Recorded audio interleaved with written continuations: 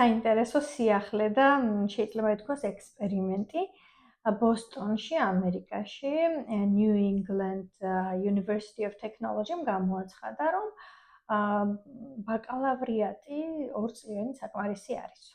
რა თქმა უნდა, ეს შეეხება გარკვეულ პროფესიებს, რომლებშიც პროფესიული მიმართულება უფრო ჭარბობს ვიდრე აკადემიური და ისინი ამბობენ, რომ 2 წლიანი ბაკალავრიატი კარგი იქნება იმ მხრივ, რომ ჯერ ერთი ფინანსურ დანაზოგს შეუქმნის ადამიანს 4 წლის მაგივრად გადაიხდის მხოლოდ 2 წლის საფასურს და ასევე შესაძლებლობას მისცემს, რომ დროულად დასაქმნენ რეალურად რაც არის მთავარი მამოტივირებელი ნებისმიერი განათლების.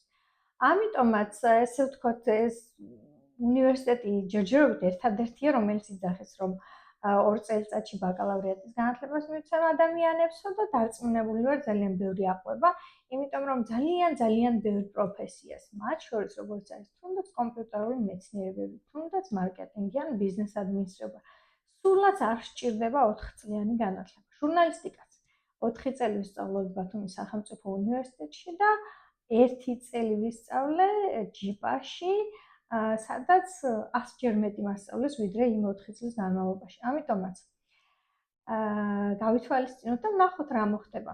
წარმატებები.